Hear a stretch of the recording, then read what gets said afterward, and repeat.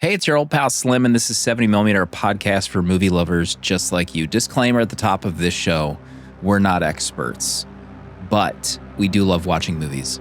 With me each and every episode is my close friend and artist, Danny Haas. Hello. And our close friend and movie insider, Proto. You're a stone fox. Every movie that we cover is connected to a theme for that month, and this time it's BDSM. Books directly to the screen month. You can use the chapters in your podcast app to skip right to our main discussion. This week, it's Danny's pick, directed by Sofia Coppola, from 1999, The Virgin Suicides.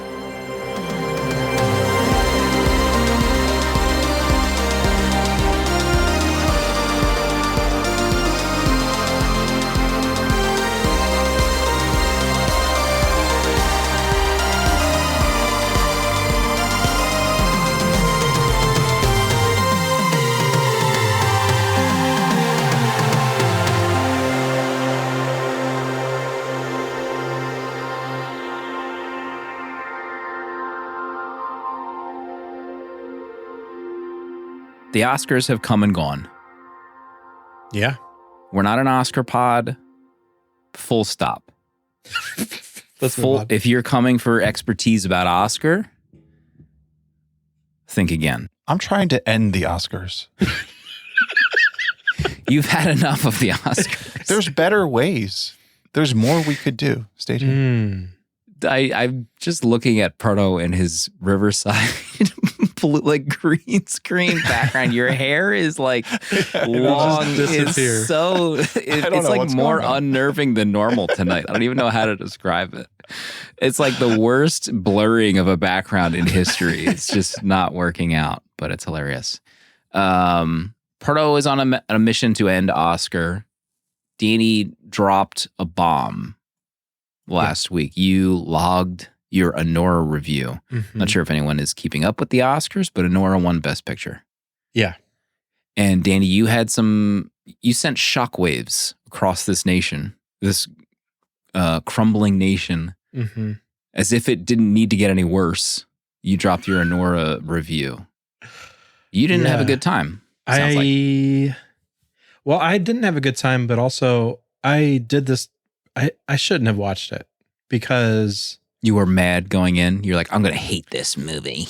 I've never been interested in Sean Baker's movies. His subject matter isn't really something I care about. I'd never watched Florida Project. It gave me the ick living in Central Florida. And jeez.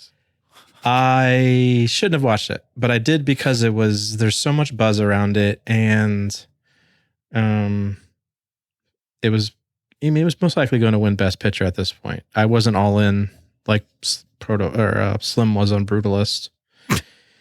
And I just didn't enjoy it. I don't enjoy his style. I thought the story was boring. I think Mikey's fun in it, but it's okay. It was. I gave it 1 star, but that's just because I didn't love it. I mean, it's my own fault. You know, it's fine. But Danny trying to get me with like collateral damage by bringing up my Brutalist comments for Oscar. You were all in. I was all in, and it won. What is it? Best original score. Yeah, best actor. One more. Some are saying Vindication. Yeah. I'm not the one saying Vindication, but some are saying Vindication. For you broke your old even at least. Yeah. You left the casino up. Still broke, but broke even. Went in broke and I left broke. So I probably will just avoid his movies from here on out unless you guys are like, Danny, you should watch it because I don't know. It's not for me. Did you see? I think he was like the second person to go home with 4 Oscars since Walt Disney. Oh, I did hear that. That's wild. That is wild. I don't even know what that means. No one else has won 4 Oscars in one night. I'm not researching that stat further, but it feels impossible. Didn't Return of the King win like 12 Oscars? I don't understand how this works. I mean, him individually. Did Peter Jackson individually win 4 Oscars? I guess Let's not dig too deep into it. I don't want to get anyone so salty. We're trying to end Oscar. Where would you read trying this to end at? Oscar? Again, this is not Oscar expertise. There's plenty of other podcasts out there that are better than us at Oscar. Speaking of vindication, there's some reviews rolling into our Discord on Mickey 17 as we record live. Yeah, there's been some reviews that we've seen on Letterboxd, and you two saw it this past week. We had a little 3-way date night in King of Prussia. Me, Proto, and sounds like a Sean Baker movie. Listen, I support 3-ways. I'm not taking a stand against 3-ways like Danny did against sex workers. Okay? I'm all in on 3-ways. BDSM month strikes again. This is BDSM month. Why not? I'm all in on BDSM. Okay, folks? Yeah. Having said that, the three of us had a great time at the movies. We got our timing mixed up, so I sat down separately from these two, but I made a risky decision. Like, you didn't even sit together. Hold up. Can I finish my story, please? This is why our nation is under fire. This kind of behavior. I made a game time decision. We were Discord DMing, and he's like, "I have a spot for you here, Slim. If you want to come over." I look over, and I'm like, "Yeah, that angle of the screen isn't too bad. I could probably move over there." I'm on the opposite end of the theater. So I figure out how to walk across this IMAX theater. It's not as simple as just going one row forward. I had to go out. I had to go back. Oh. And by the time I get to Proto's aisle, the seat's taken. But thankfully, the young lady did not save it for you. I told him we had a seat for him, but I did not save it. Proto couldn't lay his scarf on it, like his Christopher Nolan scarf. He couldn't lay across this chair for you. I don't know what's been on that seat. I risk it. So anyway, the young lady looked at my face, my puppy dog face, as soon as I walked over there. She's like, "Do you want me to move?" "That's totally fine." I'm like, "Thanks, that would be great." So you made her move? She offered. I didn't say anything. I mean, I looked. I was kind of gobsmacked that the seat was no longer there, and I had walked out of the IMAX theater to the other side. I was like, "Am I walking back to where I just left, where the guy smelled like everything bagel that I was sitting next to?" Sounds like a Sean Baker movie. It was like a Seinfeld episode, honestly, but she was such a nice lady. She was nice. Just move over. So we sat down to watch Mickey 17 early access screening, Bong Joon-ho's follow-up to The Parasite, and we all, as the theater let out, we hung out in the lobby and we just kind of commiserated that it just felt like pretty mid. We were all kind of bummed a little bit by Mickey 17, and we were joking, Throwbridge was like, "I'm not used to this, having access to an early movie that I didn't like. I'm not writing a review before you guys do." So we were having fun with that. It just felt like now that, by the time this episode is out, maybe more people will have seen it, but it just felt like a little bit of a mess, tonally, structure with characters. And I was kind of bored by the second half. I thought Mark Ruffalo was just, just too much for 2 hours of a movie. Proto, I don't know if you want to add something to that. I will say it's, I really liked Pattinson's performance, and I really like Steve Yeun's performance. There's a scene early on with them together, and I thought they had really great chemistry. And in that moment, I was like, are we getting a classic sci-fi movie starring Robert Pattinson and Steve Yeun as almost like a buddy movie with these two guys? Sadly, it did not turn out that way. Maybe there's hope in the future that they'll be in more movies together, because I would love to see them interact together, because who doesn't love these two guys? But yeah, it just it kind of fell apart in a lot of different ways. I was really struggling by the end to stay invested at all. So I'm as shocked as everyone else, okay? Mm-hmm. We're hoping that, Mr. Bong is collecting a nice paycheck and going to do great things in the future. He will, we know. Yeah, we're excited to see what he has in store for us on the next picture. The next 5 years. The next 5 years. I mean, it also just felt like there was a lot cut. There's a lot of characters that are introduced that just kind of disappear for 90 minutes that you feel like would become something later. But, enough about, we'll let people judge for themselves. People may love it. Yeah. I mean, it has a 3.8 right now on Letterboxd. Okay, There is Thursday, March 6th at 9:30. It has a 3.8. We'll see what happens Monday when this comes out. I mean, I won't see it now because of your reviews. Wow, thank you. You weren't going to go see it, regardless. Were you? I'm a bong head. You're a but bong no, head. I won't. I'm taking Bong the hat boy. off. Okay. Wow. Yeah. Retired. Officially retired. Just a reminder, this is BDSM. Books directly to the screen. Next week is The Player. It's Proto's pick. And then the week after that, we're doing The French Connection for one Mr. Gene Hackman. R.I.P. Rest in power. Wyatt joined our Patreon this week, got access to Discord and early access to episodes and uncut versions of these episodes. There's like an extra 30 minutes usually tacked onto these episodes where we talk almost exclusively about chicken nuggets and Elon Musk, the nation. I think we just lost patrons. We just lost everybody. Did you see his haircut? Pretty. I know you have the same exact Reddit timeline as I do. I know you saw that haircut. He just disappeared post. into his screen. Oh my God. Do you have thoughts on Elon Musk's haircut on Reddit this week? I have so many thoughts about the shape of his body whenever I see it. It's like it's morphing. It's like an orb. It's like one of these drone orbs that's transforming constantly. Anytime I see a photo of him on Reddit, I have to ask myself, did someone doctor this photo before uploading it? Like, was this the first earliest upload and someone was able to doctor it and then it would become popular? One of my favorite ones is when he's wearing that cowboy hat. It's like he's wearing it backwards and someone like elongates his nose and his chin. It is a horrifying photo. I don't know if anyone can just post that in chat. It's people need to see it. Anywho, we also did a Fletch episode this week that went out to patrons only. That's the real one, though. There's like a fake one. You don't need anything but the real one. It's so good. That is the real one. I'm pretty sure. That's not him. Can't That can't be believe him. I'm sorry. This photo of Elon that is posted. Oh, God. What an absolute dillweed of a human. Fletch just went to our patrons this week. The opposite of a dillweed. Fletch. Agreed. Erwin Fletcher. Investigative reporter. That was Mac's pick for our patrons, so that went out this week. That was a lot of fun. For two of the hosts, maybe just one of the hosts had a lot of fun watching that movie.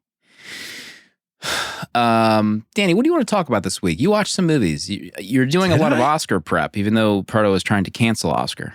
Yeah. I don't know what you're talking about. What did I watch? You watched A Complete Unknown, yes. The Substance? I watched A Complete Unknown, The Substance. Yeah, I was trying to get to watch them all, but it was hard to get around to seeing. I think the last one I needed to see was Fernando Torres one. Gosh, I can't think of what it's called. I'm Still Here. Thank you. I couldn't get around to that, but I did watch Complete Unknown, gave that 4 stars. I enjoyed it a lot, but I'm like, I enjoy musical biopics, oddly enough. I don't mind them. I thought Timothy was great in it. And actually everyone's pretty great in it. I watched The Substance from like, I had to watch The Substance while I worked so that I could look at my screen and not stare directly at the movie. Because it is, there's some moments in that film that are disgusting, like absolutely disgusting. Foul. A lot of butts in that movie too. A lot of butts. Yeah. A lot of needles poking into holes. The sounds of that, I had to like I muted it a couple times. I couldn't take it. These not for me. But I think Demi was great in it. I thought Margaret Qualley was great in it. I think Dennis Quaid is a disgusting human being, so he fit perfectly into that movie. And yeah, I gave it 3 stars. I did enjoy it like a 5-star movie, but it's a great movie. And then Dennis Quaid's married to a gal 40 years his younger. Yeah, he's a disgusting human being. What's going on? Like honestly, what's he got? What's he got going on? Money. Take money out of the equation. Is there anything What's he else? got going on? What'd you say, Proto? I'm trying to figure out what else it could be. 40 years. I mean, maybe it's love. Okay. Let's move on. And then, I talked about ANORA. So no, we don't have to rehash that. No, we don't. We don't have to. I like The Substance. What was your rating for The Substance? It was like 3 stars? 3 stars, yeah. 3 stars is good. Yeah. Relatively. I think it's the end of it kind of falls apart a bit for me. It gets a little bit off the walls to where it's like, I think they've lost the plot a little bit. Funnily enough, the ending saved it for me, I think. Really? I love the beginning when it was just kind of getting going, but yeah. The noises. The noises alone. Did you watch it, Proto? Yeah. I liked it. I thought the end saved it as well. Like the final sequence that happens. I think a little bit the pre-end, it was a little long in the tooth at a few points, but the end portion, the theater the scene bit was fantastic. Yeah. Oh, you liked that? I thought. That was kind of just, eye rolled a bit. Yeah. Well, it was just so over the top that I couldn't help but enjoy it. Just a little bit. Mm-hmm. Proto, you watch anything you want to bring up this week? You know what? I have not. I've been busy doing other things. Okay. Nothing, I guess. Or did I? I don't even know what I mean, you watched Skeleton Crew. I guess I rewatched. Yeah. I finished Skeleton Crew. That was great. Great show. Like you guys said in the past, you were right. You both were right. Thank you. Skeleton Crew is fantastic. Thank you, Disney Plus, for what you've done for us. I rewatched Kingdom of the Planet of the Apes. Goodness. Still a great movie. Yeah. Watch it now. That's all I really have. What about you? Oh, go ahead. I was going to say, before we get into the Virgin Suicides, just a reminder, that's our main course tonight, 1999. What a year. I fired up. I was looking for something to have on while I was working today, and I opened up Amazon Prime because I knew it would just like recommend just the sloppiest of crud for me to watch. And I was pleasantly surprised. Well, at first, I was pleasantly surprised by a Roy Scheider movie. Roy Scheider 70s cop movie called The 7-Ups, which I'd never heard of ever. And it just looked like a kind of dirty New York cop movie. So I fired it up. I was kind of bored for the most part, but it has a really cool car chase scene. I can't remember the guy's name. Is it Bill Hickman did the car chase scene in Bullet. He's like the stunt guy that orchestrated Bullet. And he also did the car chase scene in French Connection. Okay. So if you like those chase scenes, you might like the chase scene in the 7-Ups. It's pretty good. It just made me wonder like how it's like 1973 New York City, and it just looks like what they're filming is just illegal. Like no one is getting permits. It looks like they're just driving through New York City at a regular day, like at warp speed. Okay. Unfortunately, it was kind of a snoozer outside of the car chase scene, but that could be a reason to watch it. It has a pretty cool poster too. I think it's time to get into the Virgin Suicides. Episode 255, 1999. Sofia Coppola. Featured debut. Proto, what's this movie all about? The Lisbon Girls. Yeah, I remember them. They were untouchable, like soft pastel ghosts that stretched across my childhood. We played kickball in elementary. I remember stepping on Teresa's hair. But someday it all stopped, and they were there, but not really. Like I would see them outside my bedroom window, walking down the sidewalk, laughing about something I could never know. Some invisible joke that only made sense if you had blonde hair and blue eyes. I would lay in bed and I swear I could hear them across the street, and God, I wish they could hear me too. I wish they spent just a minute thinking about me. And did they think about me before they died? Did they remember who I was? Because I remembered them. The Virgin Suicides. Wow. Incredible.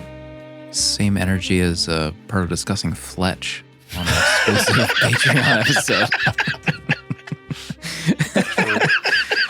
So BDSM in this instance books directly to the screen. Proto, last week you had read Blade Runner in advance. So are the rumors true? Did you read The Virgin Suicides before recording tonight? Yes, I was pleasantly surprised that The Virgin Suicides was also a pretty short novel. I was able to read it almost just over the weekend. So I started it Friday, had it done Monday morning in preparation for watching the movie. So I'm glad I was able to do that because other than Blade Runner and now this, I don't know how many times I've done that. I feel like the last time may have been like Lord of the Rings that I've read before, but that wasn't even like right before the movies came out either. So it's been a long time, but it's a great experience. I highly recommend it. Is this a local library, John, or did you have this on a bookshelf somewhere? Yeah, I have my local library. They hooked me up. They hooked me up real good. Damn. Listeners. Got the library hookup. They giving you freebies? One of those legal. So it's something like that. Yeah, like you can be a member and they just let you take it out for an extended period of time. To look into this. Support local.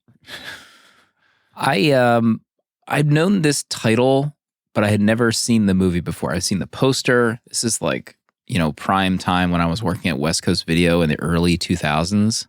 So this cover, I had, it's imprinted in my brain, but I had never watched it. Probably because there was a girl on the cover. Ooh, it was directed by a girl? I don't want to watch this. I'll watch Romeo Must Die for the 12th time instead. Maybe that's what I did when I was younger. Danny, what's your backstory with The Virgin Suicides? I don't really have a backstory. I've never seen it before, but it's exactly kind of what you just said, Slim. I've heard the name forever and seen the poster forever. And I don't know why I never watched it because I don't know that I cared, if I can be honest. But I didn't know much about it. And I feel like when I started it, I realized how I knew nothing about this film watching it. So we'll get into it. But this was just something that's always been out there that it just feels like, a movie that just everyone talks about that they've seen or most people had seen. And it's feels like maybe a cult classic too as well. Was this wasn't on your watched list growing up, I would assume. No, but like you said, I remember seeing this cover at Blockbuster. I feel like every time I'd want to walk by and look at this just because it's such a great title. Yeah, I think I was scared of this movie. Like I was curious, but also scared at the thought of watching this just because it's like Virgin Suicides. It's like, I don't know, as a teenage boy, those are two very terrifying words. So yes. Two words I don't want to think about right now. So I'm not going to watch this movie. We have covered Sofia Coppola on this podcast in the past with Priscilla. Normally we do like a Mount Rushmore of like a top 3 favorites. I have not seen enough Sofia Coppola to do a Mount Rushmore, I don't think. Have you guys? Not at all, no. My plan B was going to be a Mount Rushmore Kirsten Dunst movies. Oh, God. Change it up. Okay. Hello. Spider-Man number 1. Spider-Man, life-changing movie. Kirsten, please. I was looking at her filmography. Spider-Man 2 is probably on my Mount Rushmore for Kirsten. I honestly would put Civil War up there. I really liked her character in Civil War. I loved her performance in that movie. And then my third would probably be, it might be a tie between Midnight Special. I kind of forgot that she was in Midnight Special. I really love Midnight Special.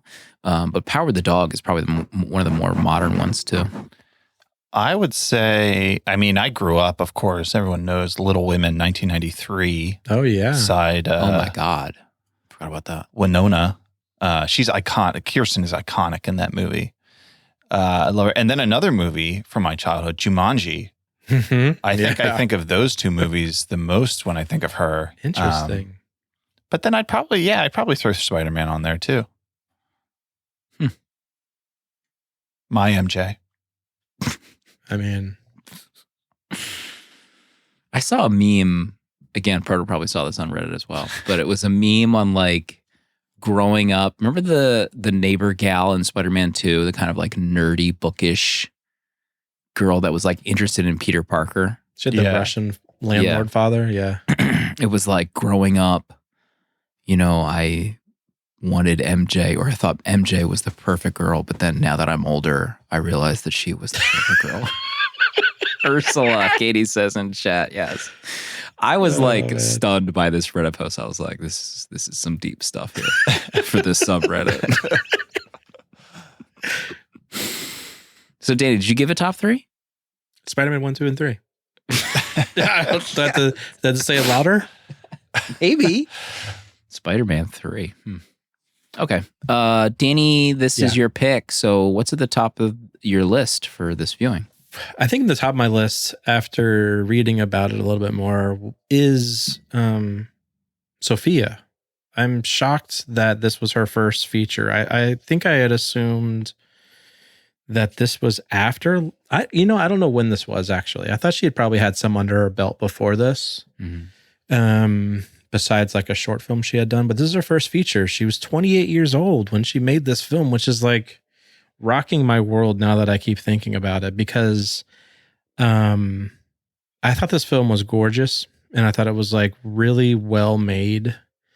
It felt like an adaptation of a book, but also I was just impressed by her photography in it, really. I mean, the opening shots of like this pristine suburbia that they're in this neighborhood was so warm and inviting, and for it to cut straight into the first daughter's attempted suicide in the bathtub kind of was like, Jesus Christ, this is like really setting a tone for this film right away. And just throughout the film, I was just kind of in love with what I was watching. I think her direction in this was kind of brilliant. I feel like I've never seen Lost in Translation. I just haven't really got around to it, and so I feel like I should at this point. But yeah, for me, Sophia's direction, her choice of music, always is like. I think I realized that, not so much in Priscilla, but in reading about like Lost in Translation and other things that she's done, that she has this knack for picking amazing scores and pairing it with the film. And I don't know, I'm kind of falling in love with her at this point for her, what she did in this film. Yeah, when you mentioned the just the way it looks, it has like this amazing color palette. It's so like the lighting is so soft and it's all like these pastel colors. It's somewhat, I don't know if you would call it like washed out, but just the way the whole movie looks, it has like this dreamlike quality that is really great. I would say that in terms of Sophia, I feel like I found it kind of jarring seeing this, because to me, this felt very much like her first movie. It felt like she didn't really she didn't find her style yet, because I think having watched Priscilla, and something, what else did I watch from her? I feel like I watched something else, but just seeing that movie and then like seeing this, it just seems like she grew a lot in that time as like how she would shoot a movie. So I think there's some growing pains in this in terms of how it looks.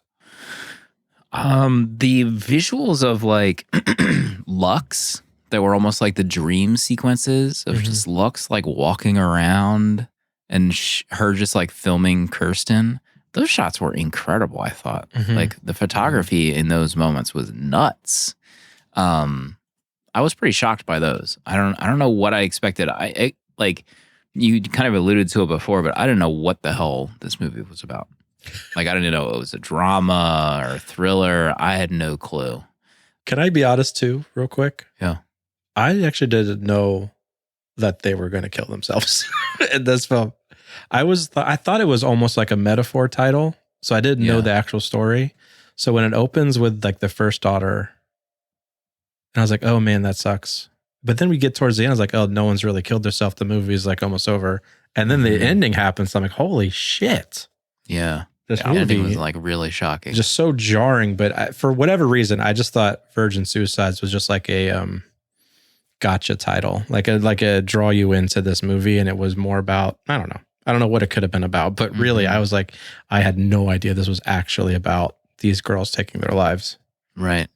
I think too, Katie says the title spoils the ending. Is that a letterbox list? The title spoils the ending. That's a good list, actually. That kind of like brings me to my main point, was my like viewing experience of this movie. For like 90% of this movie, I almost like just didn't get it. Like, I don't get this. And I think it's because I went in like assuming this was just a regular drama, and I didn't pay as much attention to the boys' narration as much as I guess I should have at first, because like most of my viewing experience was like, this, like, what's going on with these girls? Like, I don't quite understand it. These girls are gonna kill themselves. Caveat that with like, yes, you never really know what someone's going through. So like, yes, these, suicide is very shocking and come out of nowhere. But from like a story perspective, I was like, I don't, what's going on here? James Woods and Kathleen Turner are kind of great parents, in my opinion. Oh my God. So like, I'm watching the movie, I'm like, I'm not seeing anything real bad from these two here. And they're having sex, they're having fun, they're laughing. And then, I started like reading and thinking, and then like Idiot Slim, it's like you're viewing this from the boys' memory and retelling of these girls years later. Mm-hmm. Like, that's why you don't really see anything. It's like from their view, it's like their perspective, their memory of these girls over the years, and they're implying their own things from their memories. So once I like started to think about it that way, I was like, oh, this is just such a very dreamlike, vague way to tell this story. And I guess I'm not supposed to sit and think like, I don't really understand why they killed themselves. It's almost not even the right frame to think of this movie. So Proto, I don't know if you had any thoughts on that as well. Yeah. Yeah, no, I think you pretty much nailed it. Is that like the why of the story is irrelevant because they don't give you anything, right? Like there is no explanation. You can't. Sure, you can come up with any kind of theories, but there's nothing concrete from how the movie is presented to like come to some kind of conclusion as to like why this is happening. But like everything you said about, like we're seeing this from these boys' perspective is on the money, because and I found that like that's like the whole structure of the book, and that it's really appealing is that it's like this investigation that these boys, now adult men, are doing about like this experience that they live their whole lives, and they still have no explanation as to why this happened. But all they can do is kind of like recount all the steps and like bring to the table the evidence. Like they actually call it like evidence. Like they have exhibits of different things they found, like Cecilia's diary and just like all these things of these girls to try to make sense of what was going on. But it is such a weird movie. Like the thing that in my review, I said it's in the same universe as Napoleon Dynamite, because there's like this weird like awkwardness that I think is partially intentional, because it's like, yes, high school, being a teenager is a very awkward experience for so many people. And the way like the movie kind of captures that, I don't think it fully gets there, because I think there are some things that are just like awkward in a way that like wasn't intentional, but it just the whole vibe throughout the movie like carries through. In chat, I think people are commenting about my statement about how I thought the parents were fine. Like Thomas says, lol. Hillary gives me eye emoji. Did I miss something with the parenting of the movie, or am I like glossing over scenes that maybe I just didn't pay attention to? No, I think you explained it. They look strict. I think you explained it though, because you realized you were viewing the film from the boys' perspective. So they're not seeing how the girls are actually being raised, but we have to assume that it's a very strict Christian. Yeah, Katie says they literally kept their kids out of school. I mean, Lux was having sex on the roof. She's having sex in the school. Does anyone in chat have kids? Yeah. Maybe let's reset the bar here for parenting decisions. No, I agree. I agree completely. I think in the book it might be more not sinister, but the book lays on thicker that like the house is in disarray and that it's like no one's caring for anything, and the father feels more aloof. But I agree. Like in the movie, they both from like the outside. I mean, they seemed like a pretty normal family to me. Like everyone has problems. Yeah. Parents are too strict, yada, yada. Like the mom, she might be like super religious, but like there's nothing that I think you can read from what they show as the like, these girls definitely had a reason to kill themselves. Mm-hmm. Proto, top of your list. So I do want to talk about the book a bit, and it's amazing how true to the book this is. I think there was maybe only one moment that I recognized as not being from the book. That's interesting. And that might have just been like a lapse of memory there, but so true to the book, like down to the dialogue. Literally every scene is like out of the book. But I think it was to a fault, because I think there's a lot of scenes, at least having read the book and then like watching the movie, that I feel like they just don't really translate that well to a movie. And it might have been just because like when you read a book, like you imagine it a certain way. That was also jarring in this because I like completely imagined everything else like a different way than the way the movie presents it. But there were certain things about it, like the way the book is written. It's really well written, and it reads almost more like poetry to me. Like it's not in that it's like structured like poetry, but just like the guy, the author, he has a very like poetic way of just writing, and it's very engaging and entertaining. It's very creative in like the descriptions and metaphors that he comes up with. So I think those, and as you're reading it, you kind of will put aside moments that feel out of the ordinary because you're kind of just being taken in by the prose and how it's written. Like there's the scene where they get Cecilia's diary and they're all reading it. In the book, that like makes perfect sense. Like they're all talking about different things they read from the diary, but it's not presented. Well, it's kind of hard to say. Like they don't present it necessarily as they're all reading in a room at the same time. But all those things that the boys say is something that's said in the book. But then for it to can be converted to a scene where all the boys are like passing around the diary and like turning pages and reading these lines, it just doesn't really work in the movie. It just feels really goofy. And I also thought that at the end with like the gas mask party. Like that was insane. Yeah, like that is directly from the book. And while I was reading it, like I didn't bat an eye. I was like, this fits perfectly in like this dreamlike, semi-nightmarish neighborhood that it's like devolved into, where all the trees are gone and like, you know, these girls have committed suicide. It fit really well. In the movie, it just felt like so bizarre that anyone would even have this. I didn't really buy that part of it. So there was a lot of, to me, of like this being too true and converting things, and it just kind of coming off as awkward. And I'm curious if you guys, as you watched it, like were there scenes where it just like felt kind of like, did you feel like a weirdness of like, this is kind of just like a weird scene? I did feel, I completely agree that when it got to that final scene that felt off, there were so many moments where I think it's when the boys were seeing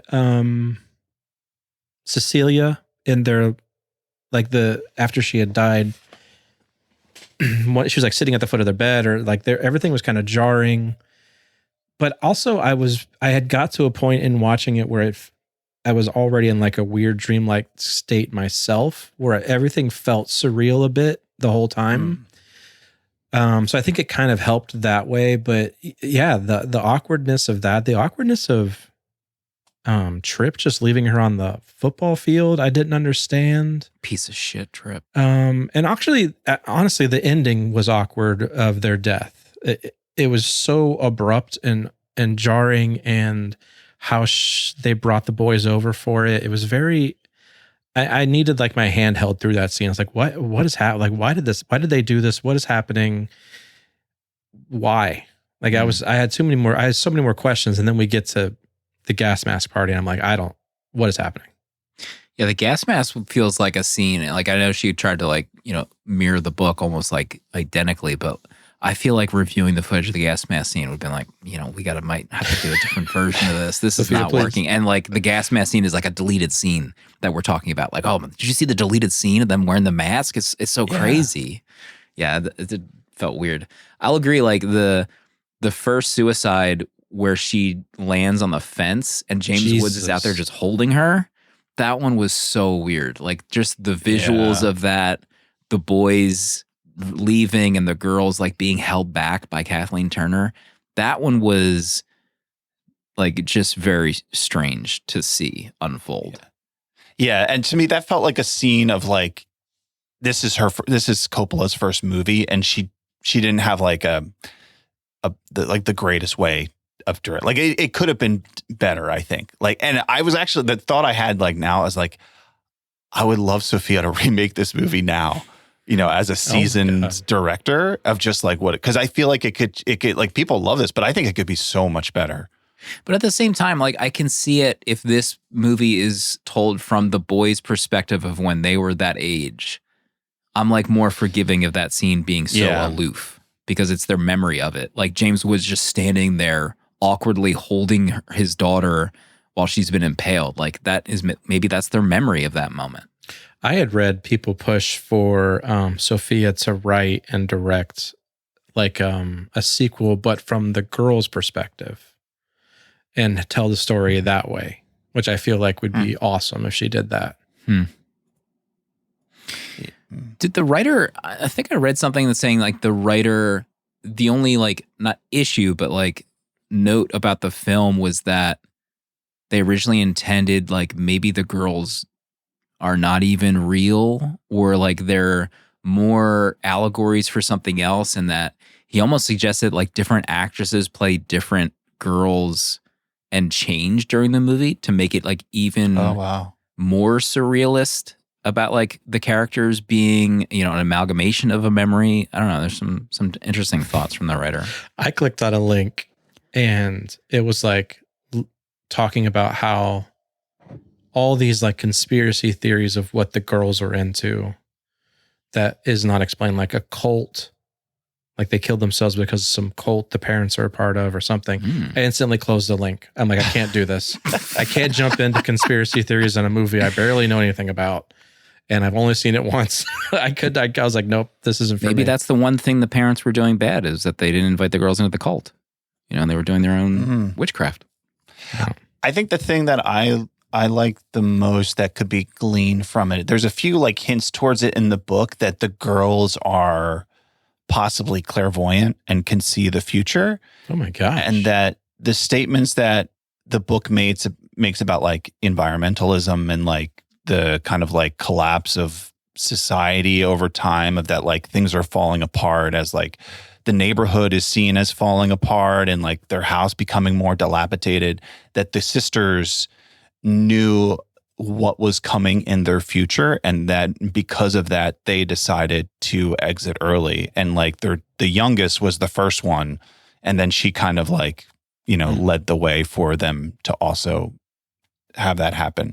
Which so to me, like that, of like those theories of like why they did what they did, there's hints of that in the book, and I like that the most. I think that's pretty cool. Danny? Tripped Fontaine's wig. Yeah. Can we talk about his wig, please? I can't. Let's lighten the mood. We know Josh Hartnett. We've known him forever. Our sweet boy, heartthrob Hartnett. I don't know what they were thinking about with this wig. And if I can be honest, I didn't know it was a wig. I honestly just thought he had long hair and they did weird straightening to it. Yeah. I watched an interview with Sophia and she showed a photo of him standing there holding the wig, and I was mortified. It looked like he was holding an animal in his hand. I am blown away by the choice of this wig. Is it mentioned in the book? Not the wig. Did they talk about his hair in the book? What was the inspiration behind this? Sophia, what are we doing? Yeah. I mean, there's more in the book about his relationship of like, he's raised by, his gay father, and like, it's about him just being like going on vacations, but basically being like irresistible from the girls. And they communicate that in the movie. I don't know if they say anything about the hair, but he's basically painted as like the ultimate heartthrob who can get with anyone. I mean, it felt right for the era, like that kind of hair.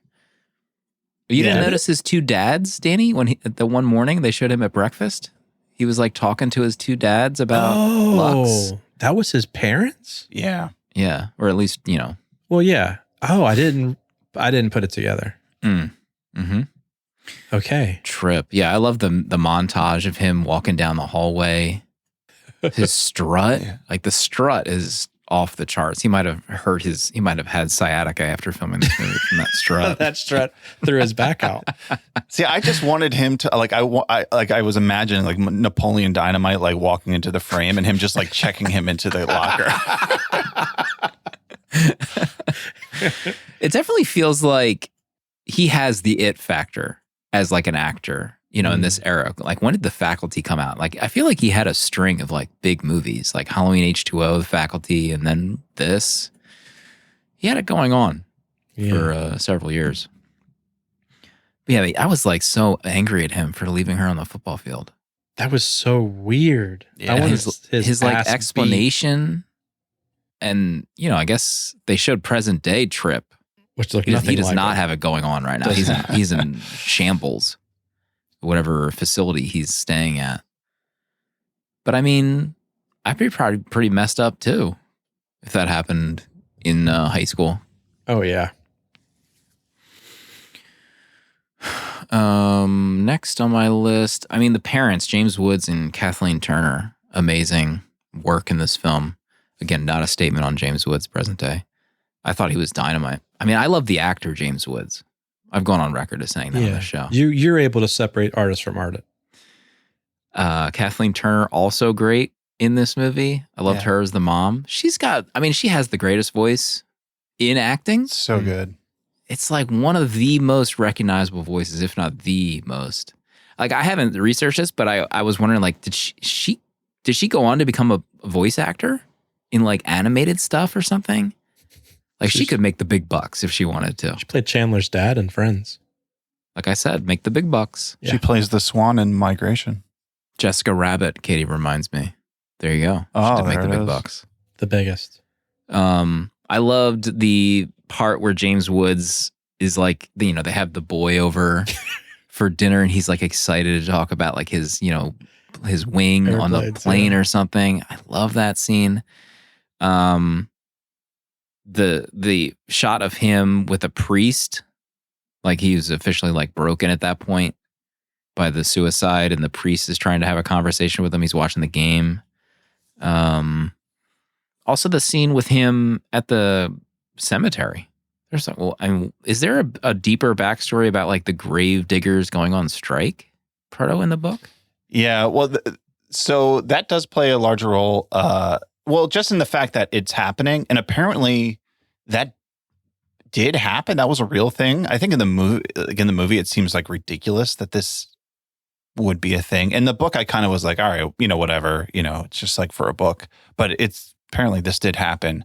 And it's played up that like it goes on for a long time to the point where there's like 100 corpses on ice because they can't get them in the cemetery. And then it's at the end of the book when all the girls are dead and they go, it's like the cemetery is packed because the strike has ended and they're trying to bury like bodies around the clock. So they can barely, they're like hopping from like, grave to grave. And he says like, it's all kind of running together. He can't even remember whose grave he's at for which daughter. So it does play in the story like a bigger role. I think in the movie, it kind of comes off kind of weird, especially the scene where they're like driving up to bury Cecilia and there's like 4 guys with signs. Oh my God. I could not think of like a more uncomfortable job to have go on strike. Like I mean, imagine being in that situation. You drive up and they're on strike. Sorry, we actually can't let you in. We're on strike. Okay. I'll just turn around now then, I guess. Like, God. I mean, I thought that particular part where like James Woods gets out of the car to talk to them was pretty well done. But God, I don't even know. I don't even want to think about how that would even happen or go through in real life for that. I love James Woods in this as well. I thought he grounded so much of this because his role as a dad, I mean, especially of like 5 daughters who are all a year apart in the way that they are, he was just so believable. Like this guy is treading water. He is trying to stay alive in this household. And James Wood, he just communicates it so well. I loved it. Yeah. I'm still thinking about Slim's comments on the parents because it's starting to make more sense to me. Because when I watched it, I just assumed they were just religious nuts, which I guess they are. But also, it's not shown really now that I think about it. And James Woods' character he's just kind of goofy. Like he's not like, I don't ever feel the strictness from him as much as I did from her. Now that I think about it more, it's kind of like interesting. Now I got to watch it again, I feel like. Mm-hmm. I think it's hard because in any other movie without 5 girls that kill themselves, these parents seem pretty normal for the time frame. Like, yeah, this is how life was. You know, you have 10 channels on your TV. Your mom is sitting in between you and a boy, telling you to put your bare foot down. Right.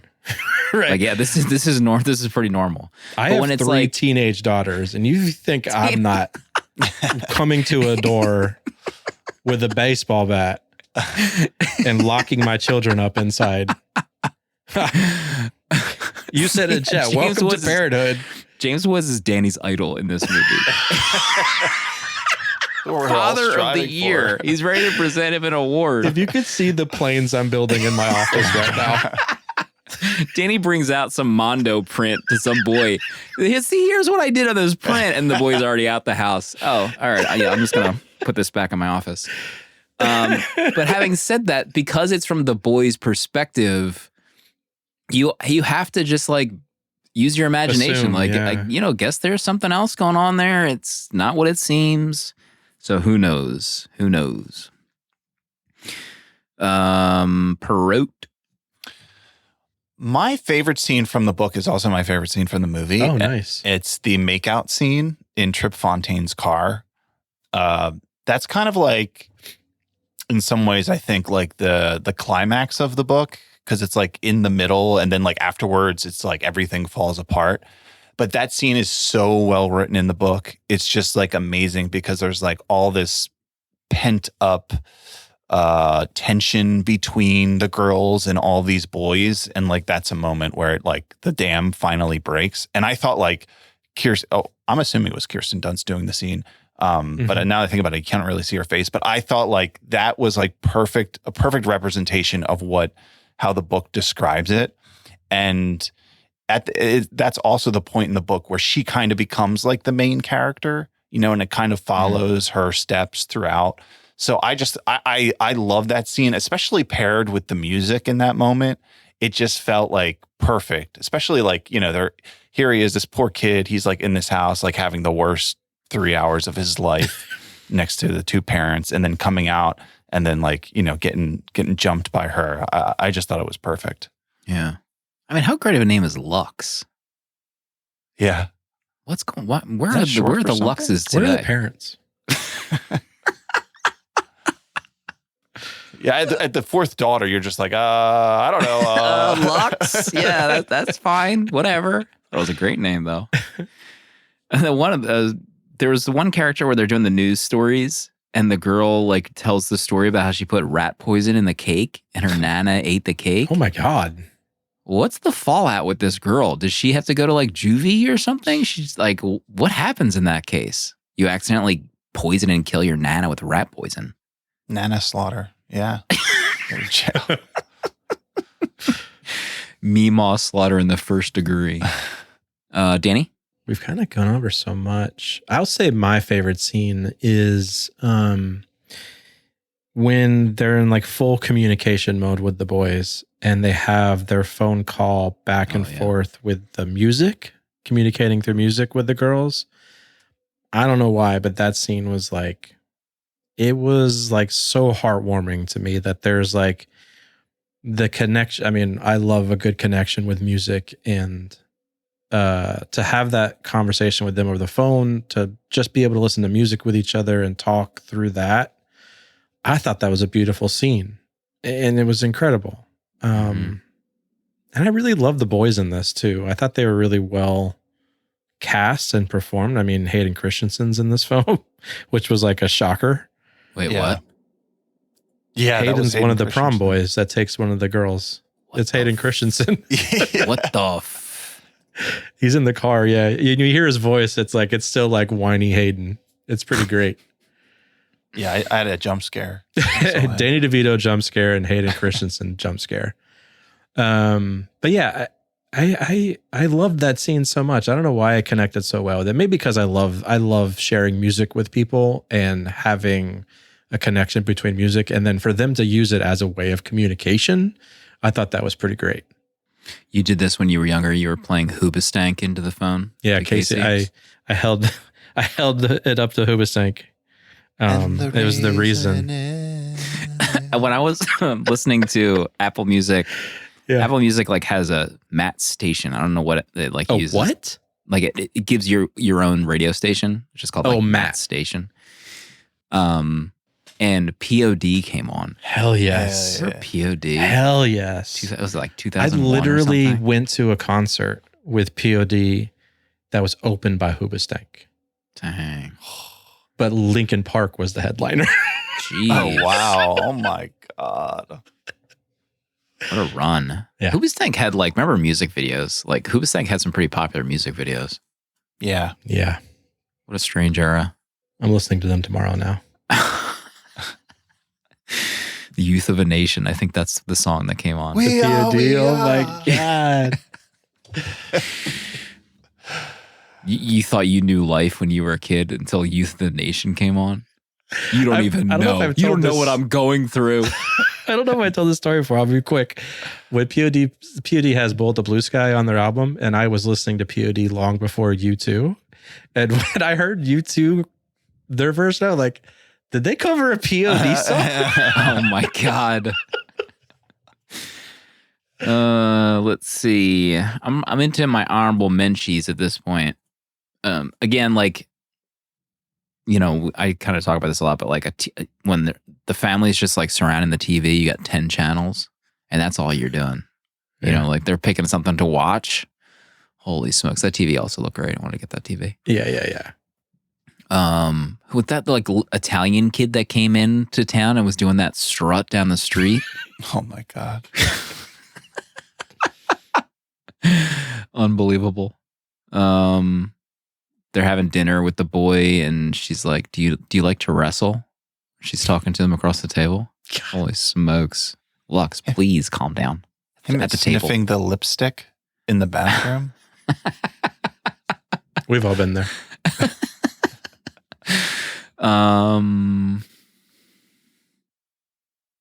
The boys, I think there's like I'm guessing this is from the book, but I think there's one part where the boys are reading the journal and they're like, we felt the imprisonment of being a girl. And they're reading the diary. Trip Fontaine, I can't with his hair.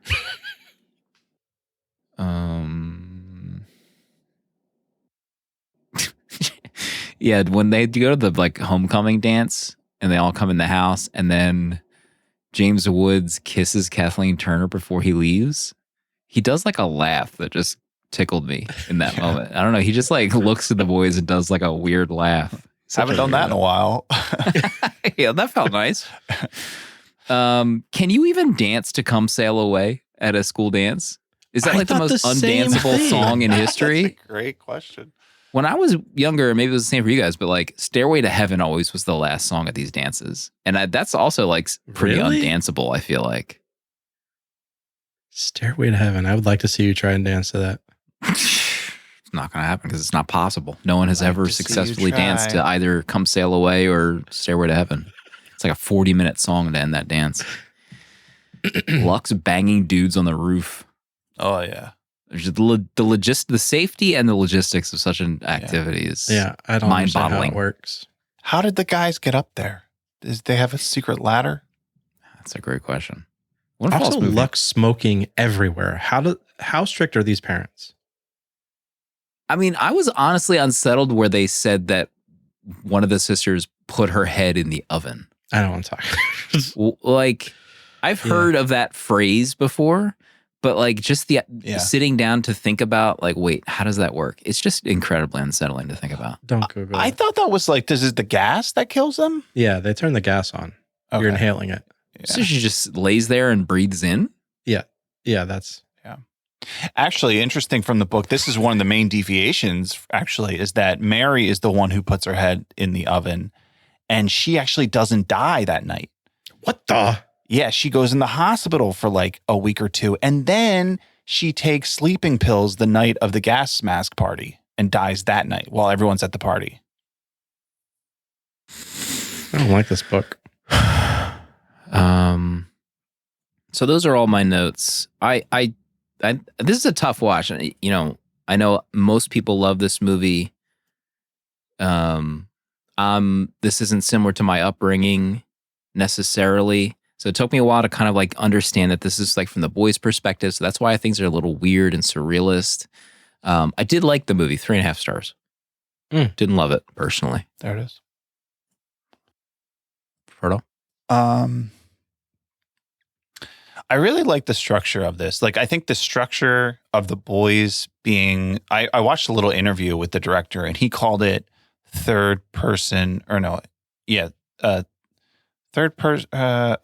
person plural, like omniscient or something like that. Or not omniscient, but just like a plural first person telling, because it's not one particular boy. And I didn't really realize that until the end, that it was like all of them telling it at the same time. Yeah. Which is like so great, because then you don't get any finer personal details about the boys. It's kind of left to like kind of like high level, in the same way that you don't get that many personal details about the girls either. But the fact, I think it translated so well to the screen, like this format of telling this story, which is really cool. And just like the way there wasn't much explanation. One thing that I did kind of miss is that in the book, the boys spend a lot of time in like this treehouse, like watching the girls from a treehouse. And by the end, they all have like boxes of stuff that they've stolen from the girls as like evidence of their lives. Mm-hmm. So they have so many things of theirs of just trying to make sense of it. Which is a great, I don't know. There's so many great ideas in this that you're trying to understand somebody by like the physical objects that they owned. Other honorable mentions. So Scott Glenn plays the priest, and the whole time I swear to God, I'm thinking he's Uncle Rico from Napoleon Dynamite. He's got that same hair. Can we get a deep face of Uncle Rico in that role? The psychotic scene of the reporter pulling up to the house. Oh my God, I would have annihilated her. Yeah, asking those, how do you feel about your sister committing suicide? How does that make you feel? Get her out. Yeah. Clothesline her. James, where are you? Yeah, I needed Kathleen to really destroy her on that front lawn. Yeah, I felt like those things didn't really work. Like those guys pulling up with the chainsaws, it was just like, this just looks so much like bad movie costumes. But I'm willing to give some of those things a pass. Also, another funny, goofy thing was the X-ray vision to her underwear. Like when they were, yeah, I forgot about that. Right, that was so weird. It was almost like a funny, silly moment, but it felt out of step with the rest of the movie. When she wakes up in the field, I thought that was such a great shot, like that high angle shot of her, just like in this football field in like early dawn, not knowing where she is and why she's alone. Also, can't imagine sleeping through the night like that on a field. Yeah, uncomfortable. Too much peach schnapps. Maybe that's why she slept the whole time. Yeah, that was it. Yeah, I don't know. I hate to say it, but I like the book much better. And, I think this happens quite often when you read a book and then watch a movie, is that the way I imagined so many things were so different. I also, when I was reading it, I imagined this more like in the 60s or 70s and not, I guess what this was like 80s or like early 90s that it felt. So that kind of like also threw me for a loop because it just like looked much different than I had like imagined everything to look. But there are parts that it's are 1975. Sorry, it's 1975. Oh, is that when it's supposed to be set? Yeah. Mm-hmm. Wow. Well, I wasn't alive around then, so maybe this is what it was like. The bell bottoms weren't a dead giveaway. I apologize. Yeah, so I think there's stuff that I didn't really like about this, but then I thought there was things that they really like hit out of the park, especially with the score paired with it, the way it had like the dreamlike quality that was done so well. So I had a good time with this. I'm at 3 stars. Yeah, score was tops. Score was like so crazily perfect for the movie, I thought. Yeah, I also didn't love this as much as I thought I was going to love it. I still am impressed with this being Sophia's first feature. I thought it looked dynamite. I didn't bring up, but I thought the look and vibe of the homecoming dance, that whole scene, I thought looked dynamite and also reminded me of Carrie. I thought something bad was going to happen at that because I just got Carrie vibes. I'm at 4 stars. I had a good time watching this. I feel like it's something, if I wanted to revisit, I might find more things that I love about it and could go up. But at this point, I'm pretty happy with it. I had a great time. Okay. Giovanni Ribisi was pretty good as the narrator too. Surprised we didn't see him appear, as like a character. I couldn't place who the voice was. That's it. You're right. How about Danny DeVito as the therapist? Danny DeVito probably 35 years old in this movie when he filmed it. He could have been 35 or 65. I have no idea. I know. It's He's so ageless. Weird. Like, Always Sunny has kind of warped my brain on Danny DeVito and age. Like his age. Like I can never place how old he is. And then like you go back to movies like this. And at that time, I probably thought he looked old here. Yeah, he does. This was 26 years ago. Right, seriously. He was probably 29, not even 35 when he filmed this movie. I love the American Zoetrope too at the front of the movie. Classic. Oh, yeah. Classic. Okay. Sophia, second go around on the show. I don't remember what that got ratings were for Priscilla. I wonder if they're similar.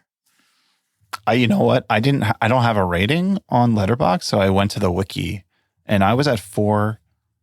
Danny's 4.5. Slim, there's no rating here. So I don't know if you chickened out. Seems like it. Ben, can we figure this out on the 70mm wiki? All right. Next week is Proto's pick. Altman, the Altman on the show. Back. From 1992, streaming on Criterion and Max right now. Tim Robbins, The Player. We've covered an Altman, right? Am I losing my mind? Yes, we have. McCabe and Mrs. Miller. McCabe. We have not covered The Long Goodbye. That's going to be the big one. The Altman. A Hollywood studio executive is being sent death threats by a writer whose script he rejected. But which one? The genres listed are mystery, crime, comedy, drama. Okay. Hope these jokes land for Proto. Let's see if the average rating for Mickey 17 has dropped any lower since we started recording. 3.8 still. Holding strong. Maybe, strong. Some more positive thoughts are coming in, turning the tide. Oh, I see a 4.5-star rating. From whom? In our feed. Josh. Villager Didn't Josh also say Joker 2, Fall You Do is the movie of the year? Yeah. Or was that Jasher? I've seen some questionable things from Josh. I smell a shadow, man. It was one of the villagers that's names that starts with a J. We'll get Dale to confirm who it was.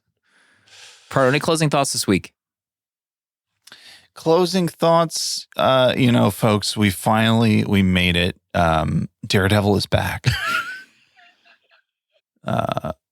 Or AKA who I like to call Blind Satan. My God. He's been gone for too long. Him and Steven D'Onofrio. I mean, talk about synergy. D'Onofrio. Let's talk about synergy. He's in The Player, and he has this big show coming Steven out. Or Vincent? So just Vincent, actually, his brother, okay. Vincent. He's in The Player, and he's back in Daredevil. So what a great week to watch and enjoy it with maybe your family. Enjoy Blind Satan with your family. Maybe that's what the Lisbons did, and that's what caused all the problems. We'll see everybody next week for The Player.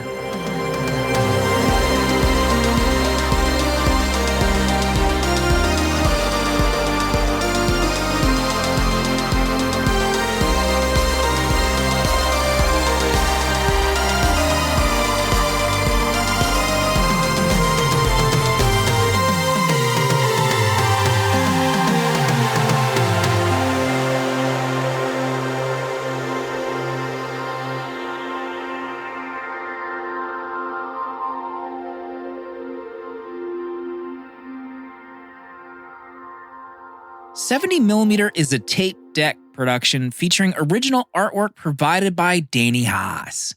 Spiritual guidance and V'ger, the robot who loves movies, provided by Pertalexis. Producer at large Dale_A. And music composed by Cinematric.